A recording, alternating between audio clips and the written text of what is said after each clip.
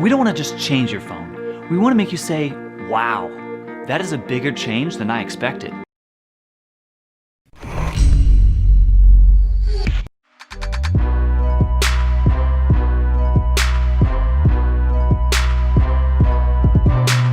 What's up guys, Sal here. So who knew that 2012 memes would be a reality someday? When iPhone 5 was launched 7 years ago, these were some of the memes that were floating around the internet because of its narrow form factor. And 7 years later, Andy Rubin saw those memes and was like, well, guess what? This is what our next smartphone is gonna look like. Those of you who don't know, Andy Rubin is the co-founder of Android. He left Android to start his own company called The Essential. You might remember this phone from Essential, which kinda kickstarted the notch era. Well, now it has a successor and it's totally a different form factor. And I can assure you this is not gonna start any trend because for the fact that it's so weird. It doesn't have an official name yet, but Essential is calling this Project Gem for now. It has a punch hole display that's insanely tall. And to accompany that tall display, they've created a very tall UI composed of card-like apps, kinda like Windows Phone but bad looking. The back has a flashy finish, a fingerprint scanner, and a single camera.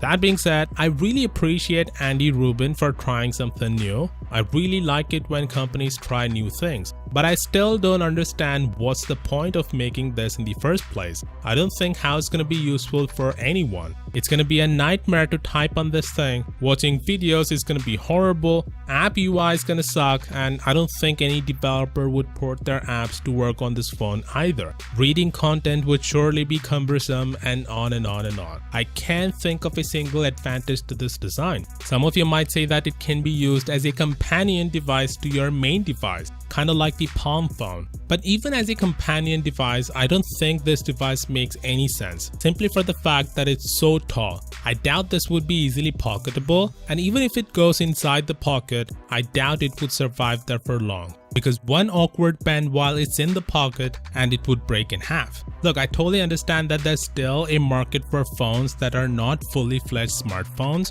Palm does a good job at it. It's a good companion phone. But this one, I don't think so. Listen, I don't want to sound like the guy who responds negatively to any new radical form factor or a device in general. I'm certainly not the type of person who judges people based on their past. Andy Rubin has done some shady stuff in the past, and that brought a lot of negativity to the Essential company as a whole last year. But whatever happened just happened. He paid the price for it, and I don't think it's fair that people are bringing it up now because it's taking the spotlight away from this phone. Just my 2 cents. Anyway, that doesn't mean that I like this phone. I still don't think this would be practical, but I would love to see where this goes from here. Let me know what do you think. Would you buy this as a companion device if the price is right? Do let me know in the comments, and as always, I'll see you all tomorrow.